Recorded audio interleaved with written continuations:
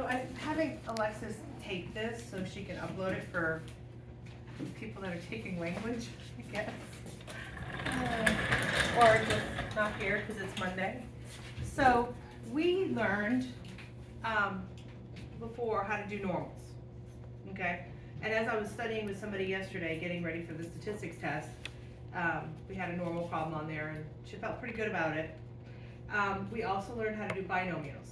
So what happens when your binomials become way, way too large to be able to do a binomial? So for example, what if I said you have 100 things that you're working with and you want to know the probability that it's greater than 30.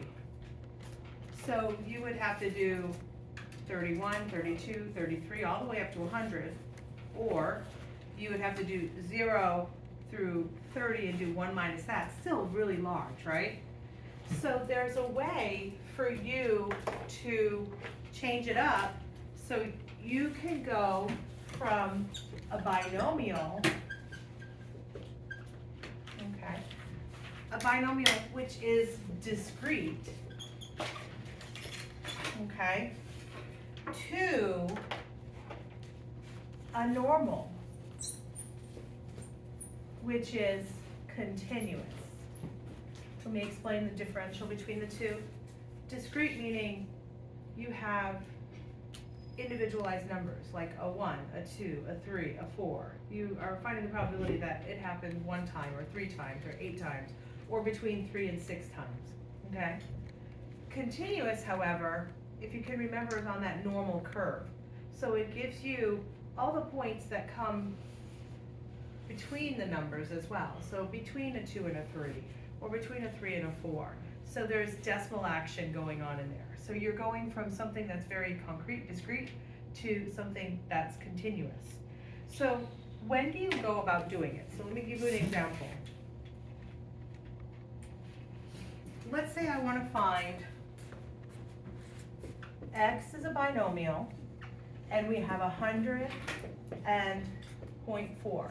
So can you remind me what each of these two things are before we began? What is the 100 referencing and what is the 0.4 referencing? 4 is variance. 0.4 is not there. Standard deviation. So it's a binomial. You're thinking of normals. Your mind is thinking of a normal. This is a little different. Does anybody remember what these stand for? Yeah? Is 100 the mean? No? You're thinking of a normal again. Yeah, you're thinking of your normal. Okay, so let's go do a little recap. If something's a binomial, your first number is n. What does n mean? N means the number of things that you're working with, right? Okay, and what is this guy? This 0.4 is p, also known as the probability of success. Ah, yeah, do you remember that? How does a binomial happen? Remember there's four criteria that make a binomial happen. You have a probability of success, right? You have a success or failure. You have a fixed number of terms, also known as n. Alrighty, what's the next thing? Anybody remember? So it has to do with something of the terms affecting each other or something. Yeah, they're independent of each other. So let's say I'm rolling a die and I want to know like what's the probability of getting a 3? Well, is 1 out of the 6 sides, right? 1 6. If I roll the die again, does that probability of getting a 3 change? No, it's pretty constant, right? So because they're independent rolls of each other. Like this guy doesn't affect this guy, doesn't affect this guy. So my constant's probable, my probability is constant, and they're independent of each other. Okay, so that's what a probability binomial does. So back to this. So now, what is 100 standing for in this problem? And it's 100 different. 100 different, whatever we're talking about. And what is the 0.4 standing for? The odd.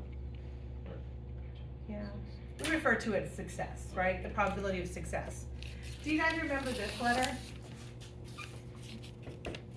Q? Huh?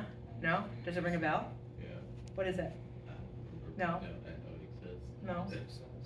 What is it? Non-success. Non-success, also known as failure, right? The probability of failure. is 1 minus the probability of success. Oh, it's been a few minutes since we've done that. We're all stuck on like paper one thought process, right? So here's the thing. What if I told you, we're not gonna do it, but what if I asked you, what is the probability that x is less than 43? Okay, so tell me the numbers that we would have to find, crunch the numbers for probability here. Less than 43. So where would that begin? 0. Next number. 1. Next number. Keep going. All the way up to what? 42. I know it sounds like so much fun, but do you guys remember how to find the probability? Remember it's NCR, and then it's the probability of success to a power, and then the probability of the failure to a power. Does that ring a bell? Yeah. Ooh, it's been a minute. Is it success to the power of r? Or is it Yes. And then the n minus r. So this would be, how many would we do? We do 0, 1, 2, 3, 4, 5, 6, 7, 8, 9, 10, 11, 12, all the way up to, you guys told me 42. I mean, could be fun, however not so much, right? So what we're going to do is we're going to learn how to change this into a normal instead of having to do that many probabilities and add them up. Okay, so the criteria that you need, 2 criteria, n times p, this times this, n times p. If it's greater than 5 and n times q is also greater than 5, then we are able to convert it over to a normal. So let's first check.